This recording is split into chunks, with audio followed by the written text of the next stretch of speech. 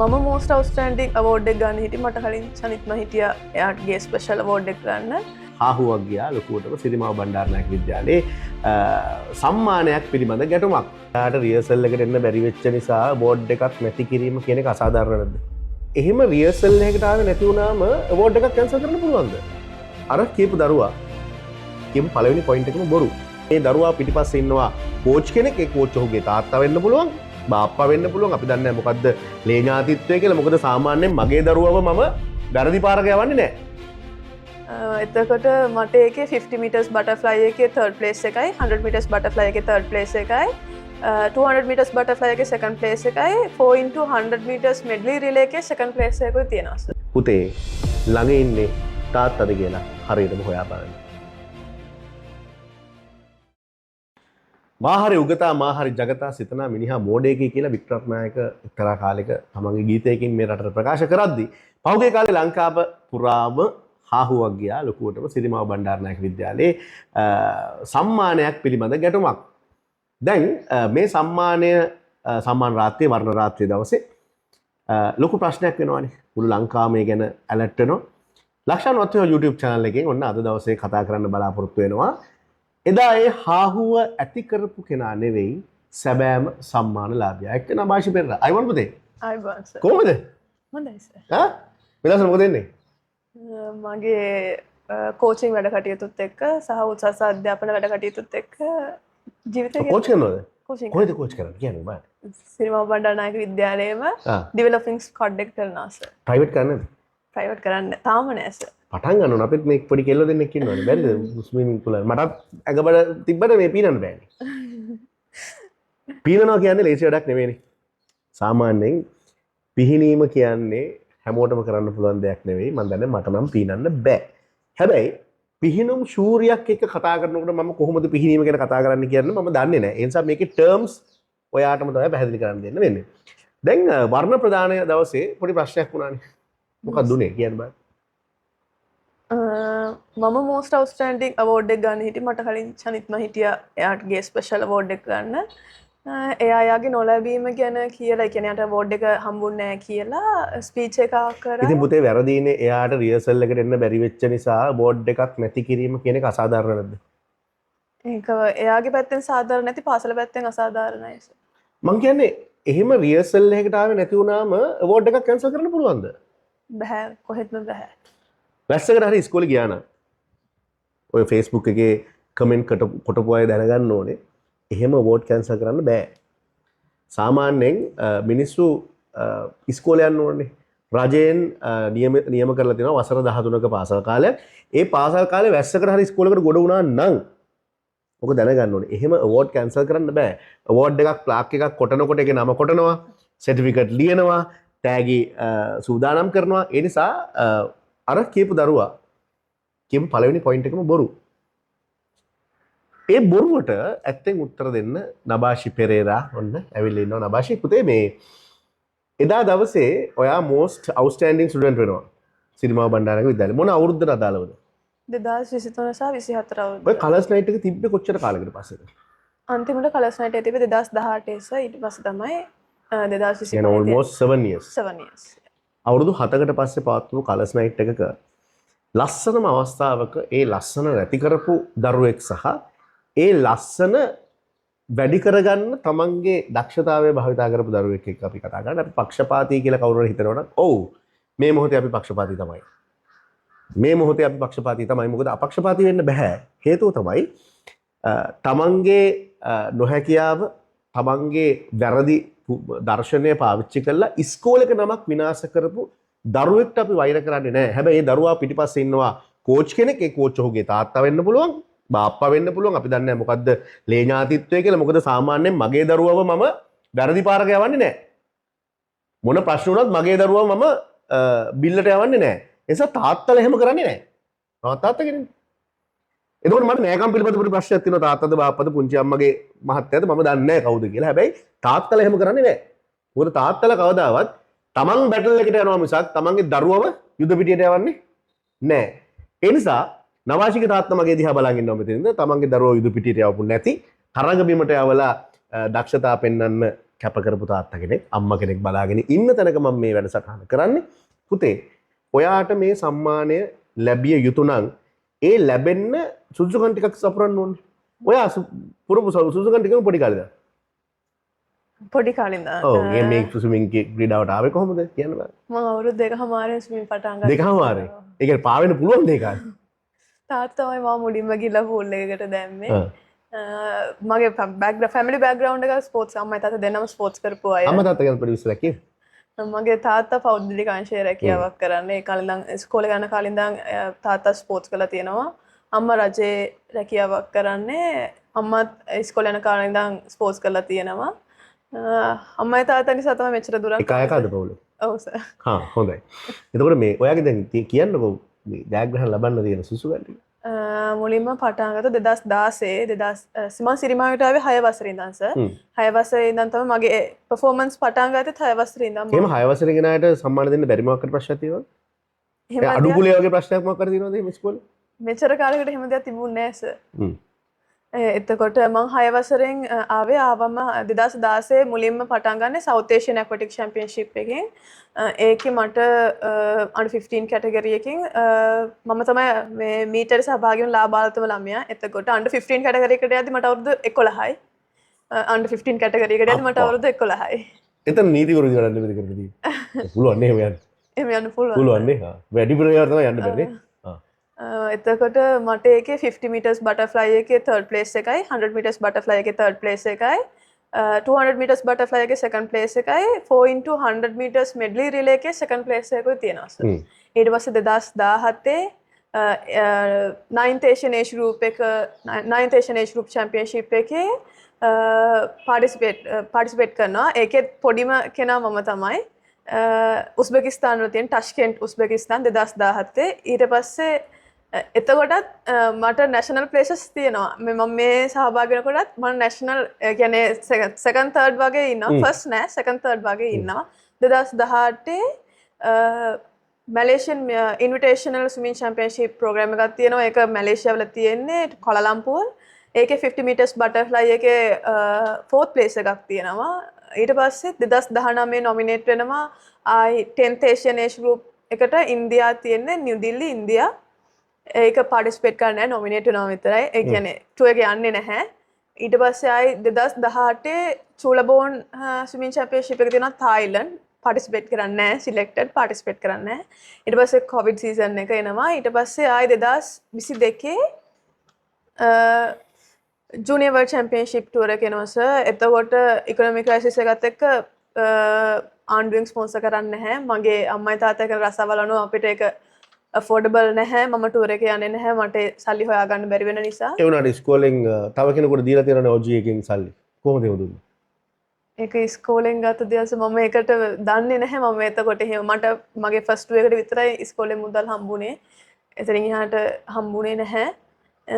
ඒකත් එක මම ඒක අත්හැරියා මං එහෙමම සර්. ඒ කියන්නේ ඔබට ඔය සම්මාන සුදුසු නැද්ද? ඔබ පාටිසිපේට් කළා නෑනේ. හැබැයි ක්‍රයිටීරියාස් වලට අනුව මම සුදුසුද නැද්ද කියලා සර්ටම තීරණය කරන්න පුළුවන්. අපි බලමු. නේද?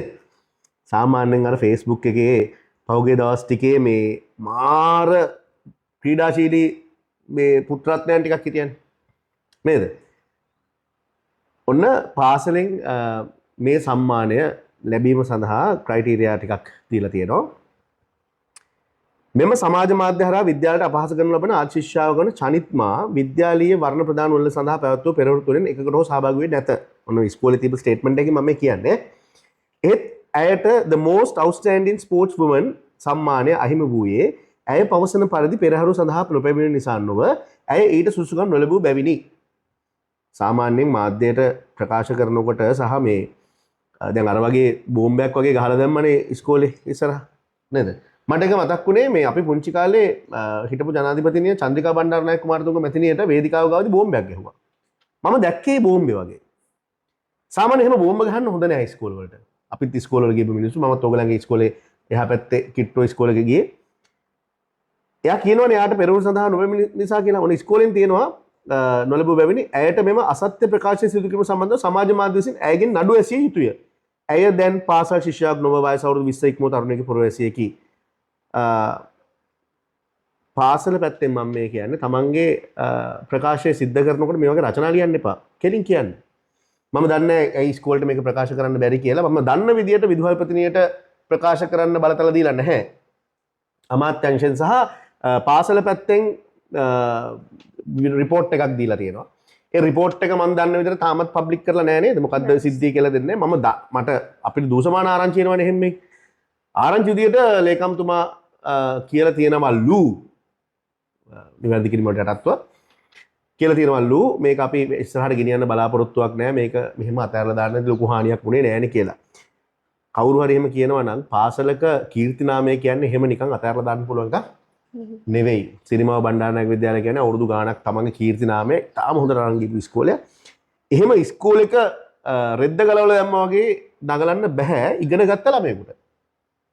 ඒකයි මම කිව්වේ මම මේ ඉන්ටර්වියු එකේදී මම පක්ෂග්‍රාහී කියලා. මම ඒක ඉගෙන ගත්තේ මේ අපේ ಭಾರತ තෙන්නකෝන් මිත්‍රයාගෙන් තමන් බය නැතුව පක්ෂග්‍රාහී කියලා කියන්න. ක්‍රයිටීරියා ටික ගත්තොත් එහෙම the most outstanding sportsman සම්මාන සඳහා නිර්ණායක. ආයම වශයෙන් පාසල් 300ක්වත් සහභාගී වන තරඟකාරී තනිසව්වකින් සමස්ත ලංකා තරඟාවලියක ප්‍රථම ස්ථානය ලබා තිබීම. ස්කොෂ් ක්‍රීඩාව ලංකාවේ පාසල් කීයකට තියෙනවා? පාසල 500ක් විතර? නැහැ. නෑ නේ. 250? නැහැ. 100ක්? නැහැ. ඊට වඩා කියන්න දෙයක් නැහැ. අපි ඊළඟ ප්‍රශ්නයට යනවා. උක්ත සමස්ත ලංකා තරඟාවලියක තරඟ වාර්තාවක් පිටුවා තිබීම. එහෙම 300ක් විතර සහභාගී වෙච්ච තරඟයක සමස්ත ලංකා තරඟ වාර්තාවක් පිටුවා තිබීම. ඔබතුමියට තියෙනවද ඒක? ඔව්. මොකක්ද? 2023 ශ්‍රී ලංකා ස්කූල්ස් ස්විම් මීට් එකේ 50 meters butterfly එකේ රෙකෝඩ් එක තියෙන under 20 under 20 මගේ නමට. මරු. අධ්‍යාපන අමාත්‍යාංශයේ වර්ණ පිරිනමන ක්‍රීඩා සඳහා ප්‍රමුඛත්වය ලබා දෙනු ලැබේ. අධ්‍යාපන අමාත්‍යාංශයේ වර්ණ පිරිනමන ක්‍රීඩා සඳහා ප්‍රමුඛත්වය ලබා දෙනු ලැබේ. විදේශ තරඟාවලිය අධ්‍යාපන අමාත්‍යාංශය අනුමත තරඟාවලිය විය යුතුය. කොමන්වෙල්ත් එහෙම එකක්ද? දන්නේ නැහැ. එම විදේශ තරඟාවලියේදී පළමු ක්‍රීඩකයන් 8 දෙනා අතරට පැමිණිය යුතුයි. ඔබතුමීට තියෙනවද එහෙම එකක්? දෙකක් තියෙනවා. මොනවද? බිම්ස් අධ්‍යාපන අමාත්‍යාංශයේ අනුමත. ඔව් අධ්‍යාපන අමාත්‍යාංශයේ අනුමත BIMSTEC swimming championship New Delhi India swim meet එකේ 50 meters butterfly එකේ 5th place එකක් තියෙනවා. සහ 11th Asian age group championship Philippines New Clark City Philippines 50 meters butterfly එකේ 8th place එකක් තියෙනවා. කොමන්වෙල්ත් තරඟාවලිය සඳහා අර අපි යට කියපු තරුණිය ශිෂ්‍යාව කියලා අමතන්න මම එච්චර ලෑස්ති නෑ ඇයට. තරුණිය ප්ලේට් ඉවෙන්ට් එකකින් තමයි ජයග්‍රහණය ලැබලා තියෙන්නේ. ඒ ප්ලේට් ඉවෙන්ට් කියන්නේ මොකක්ද කියන එක පොඩ්ඩක් Google හොයලා බලන්න. මොකද මේ සමහර තරඟාවලි තියෙනවා පරාජිතයන්ට ඊට පස්සේ ආයෙ තරඟ කරලා පරාජය වුණාට පස්සේ ඉවෙන්ට් එකකින් මේන් ඉවෙන්ට් එකකින් ඊට පස්සේ පරාජිතයන්ට යම් යම් ප්ලේසස් ගන්න පුළුවන් ඒවා තියෙනවා. මම එතනින් එහාට ගැන කතා කරන්නේ නැහැ මොකද මම මේ ක්‍රීඩාව ගැන දන්නේ නැහැ. හැබැයි Google ඉන්නවා ChatGPT තියෙනවා හොයලා බලන්න. ඔය Facebook එකේ කොටන වෙලාවේ ඒ අකුරු ටික කෙටුවා නම් ChatGPT එකේ හරි Google එකේ හරි ඔන්න ඔබට අවශ්‍ය උත්තරේ හොයාගන්න පුළුවන්. චනිත්වාගේ ක්‍රීඩාව ස්කොෂ්. මේ ක්‍රීඩාව සඳහා අධ්‍යාපන අමාත්‍යාංශයේ මට්ටමින් තනි තරග ඒ අර්ධික හැල්ල. මේ අනේ කවුරු හරි කමන්නේ දැන් මේක මේ කියන්න එපා ඉස්කෝලේ පැත්තේ තවල් ටික කියන්න එපා. ප්‍රකාශ දෙනකොට මේ වගේ දිග ඒවා දාන්න එපා. දැන් අර ඩෝන් ගාලා ගහපු එකක් නේ. මේ මම පොඩි කෑල්ලක් තියෙන්නේ. ඩෝන් ගාලා ගහපු එකකට මේ වගේදී මම කියවන්නේ නැහැ මිනිස්සු. අපේ රටේ මිනිස්සු කියවනවා නම් මේ වගේ පරිපාලන හැදෙද්දී පහුගිය එකක් නෑනේ. ඒ නිසා මේ මම ඉතින් නිදහස් මතධාරියෙක් විදිහට මට ඕන දේ මම කියනවා මගේ channel එක. අවශ්‍ය කෙනෙකුට බලන්න පුළුවන් නැති කෙනෙකුට නිකන් ඉන්න පුළුවන්. දැන් පුතේ දැන් මම එනවා අපේ සංවේදී කැලේ. දැන් අපි පෙන්වන්න පුළුවන් ඔබතුමිය මේකට සුදුසුයි. මොකද තව පුංචි එකක් අපිට මතක් ගන්න පුළුවන් මේ කම්පැරිසන් පොඩි කම්පෙයාර් කරලා තියෙනවා කෙනෙක්. මම හිතන්නේ අපි ඒක කමෙන්ට් සෙක්ෂන් එකේ දාමු. ඒක කම්පෙයාර් කරලා තේරුම් ගන්න හොයලා බලන්න පුළුවන් දැන් ඕන කෙනෙකුට කවුද සුදුසා කියලා. අපි කම්පෙයාර් කරලා බැලුවා. ඒ කම්පෙයාර් කරලා බැලුවම ඇත්තටම අර ලොකු සද්දයක් දාපු කෙනාට මේ එහෙම සුසුකම් ඇය දක්ෂයි ඇයගේ ක්‍රීඩාවේ ඒ ගැන වාදයක් නැහැ. හැබැයි ඔයත් එක්ක කම්පෙයාර් කරලා බලද්දි 2023-24 ක්‍රයිටීරියා වලට අනුව සහ ඔබේ දක්ෂතාව වලට අනුව ඒ තරගකාරී ඉවෙන්ට් එකට අනුව ඇත්තටම මොලයක් තියෙන ඉස්කෝලේ ගියපු කෙනෙකුට තේරෙනවා කවුද ජයග්‍රහණය ලබන්න ඕනේ කියලා. ඒ නිසායි අපි අපේ තැනකට ඔබට එන්න කිව්වේ. කිසිම කෙනෙකුට ඉන්ටර්විව් එකක් නොදීපු ඔබ මට ඉන්ටර්විව් එකක් දුන්නා. බොහොම ස්තුතියි. නෙට් එකට දුන්නා නේ. නෙට් එකට වොයිස් කට් එකක් නෙට් එකට දුන්නා. ඊට පස්සේ මම හිතන්නේ මට නේද දෙන්න වොයිස් කට් එක. ඉතින් පුතේ දැන් සුසු කන්ට එක හොයලා බලන්න අර Facebook එකේ කොටපු වෙලාවේ හොයලා බලන්නකෝ නිකන් ඉන්න එක මෙහෙම ඇඟිල්ලෙන් මෙහෙම කරන්න තියෙන ඉන්න ගමන් හොයලා බලන්න. එතකොට උත්තරේ හොයාගන්න පුළුවන්. දැන් අපිට ඒක වැඩක් නැහැ. ගිය දේ ගියා. මට කියන්න පුතේ තව කෙනෙක් චෝදනා කරද්දි Tamanට හිමි සම්මානයක් හොරකම් කරා කියලා. මොකද හිතුනේ? දුකයි. ඒත් මම මේ සුදුසු නැහැ නෙවෙයි මම සුදුසුයි කියලා මම දන්න නිසා මම ස්ටේජ් එකට නැගලා මම ඒක ගත්තා. මම කාගේවත් දේවල් හොරකම් කරලා නැහැ. මට ඒක ස්පෙෂලි කියන්න ඕනේ මම කාගේවත් දේවල් හොරකම් කරලා නැහැ. ඉස්කෝලෙන් බලෙන් ලබා දුන දේවලුත් කාගෙන් හරි උදවලා ගන්න දේකුත් මම ලබාගෙන නැහැ මෙච්චර කාලෙකට. මට ලැබිච්ච දේවල් තමයි මම පිළි අරගෙන තියෙන්නේ. මගේ අම්මවත් තාත්තවත් කවදාවත් මං වෙනුවෙන් කතා කරන්න මට අසාධාරණකම් සිද්ධ වුණ මොන අවස්ථාවකදීවත් මගේ අම්මයි තාත්තයි වෙලා මං වෙනුවෙන් කතා කරලා නැහැ සර්. මම ඔයා වෙනුවෙන් කතා කරා. සමහර තැන්වලදී කතා කරා සමහර තැන්වලදී නෑ. සුදුසු තැනට විතරයි. සහ ඉස්කෝලේ නම්මනේ ඉස්කෝලේදී මම බාර අරගෙන මං නිහඬව ඉන්නවා මට ලැබිච්ච දේ ගැන ඒක හරි නෑ හොඳේ. තමන් වෙනුවෙන් තමන් කතා කරන්න ඕනේ හරි දෙයට. යා ඒක හරි. තමන් වෙනුවෙන් දැන් ඒ දරුවා හරි දෙයට කතා කරා නම් ඩබල් සැලියුට්. නේ? තමන්ට වෙච්ච අසාධාරණයක් වෙනුවෙන් හරි දෙයට හරි විදියට කතා කරා නම් හැබැයි ඒකේ ක්‍රමවේදයක් තියෙනවා. ක්‍රමවේද හදාගන්නේ පාලකයන් ඕන විදිහට කියමු. ක්‍රමවේද හදාගන්නවා මේ වගේ වෙලාවක අවුලක් නොවෙන්න බැලන්ස් කරගන්න. ඒක පැත්තකින් හැබැයි හරි දෙයට කතා කරන්න. කියපු පළවෙනි පොයින්ට් එකම බොරු. හරිද? මේකට ඒ දරුවට වඩා මම චෝදනා කරනවා ඒ දරුවගේ තාත්තට. මොකද ඒ දරුවගේ තාත්තා ඒ සම්මානය ගත්තට පස්සේ යම් කිසි තැනක කියලා තියෙනවා ඔන්න බලන්නකො මොකද්ද කරන්න කියලා. මම ඒකයි කිව්වේ තාත්තද බාප්පද කියලා ෂුවර් නෑ කියලා. නේද? ඔව් සර්. තාත්තලා එහෙම කරන්නේ නෑ. තමන්ගේ දරුවට අසාධාරණ වුණොත් තාත්තා නැගලා කිව්වනම් ගන්න. ඕකේ. යුද පිටියට ගිහලාදී තාත්තනේ. දැන් මුළු රටක් බනින්නේ කාටද? අර දරුවට. නේ? එකක් අවුරුදු 20ක් විතර වෙන ළමයෙකුට මොලයක් තියෙන්න ඕනේ. තමන් ඊළඟට කොහොමද සමාජයට මුහුණ දෙන්නේ? තමන් වැරදි දෙයක් කිව්වා කියලා ඒ වෙලාවේ බූස්ට් එක වදී. නේද? ඒ වෙලාව උඩට වදී බූස්ට් එක. සෝෂල් මීඩියා හැසිරීම එහෙම. හැබැයි ඊට පස්සේ මේක ඇත්ත රිවීල් වෙනකොට නේද? මොලයක් තියෙනවා. මම මේ දරුවා පුතා අහන් ඉන්නවනේ පුතේ මේ සියතින් ගෙලසින ගත්තා වගේ වැඩක් කරගත්තේ. දැන්වත් ওই දරුවට කොන්දක් තියෙනවා නම් තමන් අතින් වෙච්ච වැරද්දට සමාව ගන්න ඕනේ.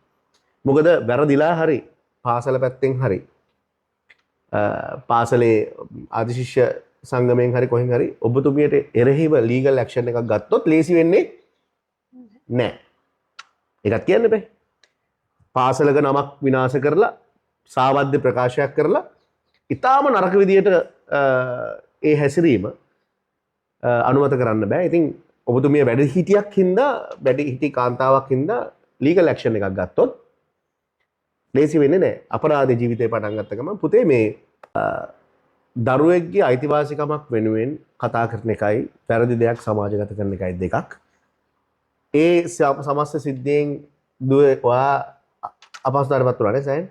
ඔව් සර් ගොඩක් සෝෂල් මීඩියා වල මම බැලුවේ නැහැ. බලපු උදේ තැන්වල තිබ්බ මම ගොඩටාලලා තියනවා කියලා ටීචර්ස්ලට ප්‍රින්සිපල් මැඩම්ලා. අපි දැක්කා ඒවා. ඊට පස්සේ මගේ අම්මයි තාත්තයි දේශපාලනය කරනවා ඇති කිව්වා. මගේ අම්මයි තාත්තා හැම වෙලේම ඉස්කෝලේ ඇවිල්ලා ඉන්නවා ඇති කියලා කිව්වා. ඒව තමයි මම දැක්කේ. ඒවයින් ගොඩක් දුක් වුණා. ඉතින් හැබැයි මම දන්නවනේ මම කොහොමද මෙතනට ආවේ කියලා. මම කවදාවත් ඒ කියන්නේ වෙන දේවල් වලින් නෙමෙයි ස්පෝර්ට්ස් වලින් විතරයි මාව දන්නේ ඉස්කෝලේම. මේ ඒකත් මම මේ කියලා නෙවෙයි. මගේ දේවල් හොයාගෙන මම කවදාවත් ඉස්කෝලේ මගේ දේවල් කියලා නැහැ. කොහෙම තැනකදීවත් කවුරුත් දන්නේ නැහැ. අදටත් මම හිතන්නේ හරියටම පාසලෙන් දන්නවා ඇති කියලා මම වර්ල්ඩ් චැම්පියන්ෂිප් සිලෙක්ට් වුණා කියලා නොමිනේට් වුණා කියලා යන්න. තමාගෙන තමන් නිර්ණය කරනවට වඩා ඒ සම්බන්ධයෙන් පළපුරුදු ඒ සම්බන්ධයෙන් දැනුමක් තියෙන නිර්ණායක තියෙන තැනකට තීන්දුව తీරන ගන්න දීලා ඒ තීන්දුවට හිස නමන එක ක්‍රීඩාව. නේ? ඒ තීන්දුවට හිස නමන එක ක්‍රීඩාව. ක්‍රීඩාව කියන්නේ ජය පරාජය දෙකම විදදරා ගැනීම. කිස් රත්නායක මහත්මයා තමන්ගේ මූණු පොතේ ලස්සන ලිපියක් ලියලා තියෙන හොයාගෙන කියවන්න. අර්ජුන රණතුංග සහ තව මහත්මයෙක් ගැන මට මේ වෙලාව මතක නැහැ. පත්ත ඉස්කෝලේ සගරාවක තිබ්බලු මේ මට දිනන්න වගේම පරදින්න කියා දෙන්න පාසල් මවුලි කියලා. ඔබට දිනන්න වගේම පරදින්න කියා දුන්නා. ඉස්කෝලේට කොතනක හරි වැරදිලා තියෙනවා. මොකද තවත් දරුවෙකුට පරදින්න කියා දීලා නැහැ. පුතේ ළඟ ඉන්නේ තාත්තද කියලා හරියටම හොයා බලන්න. ගිහින් එන්න.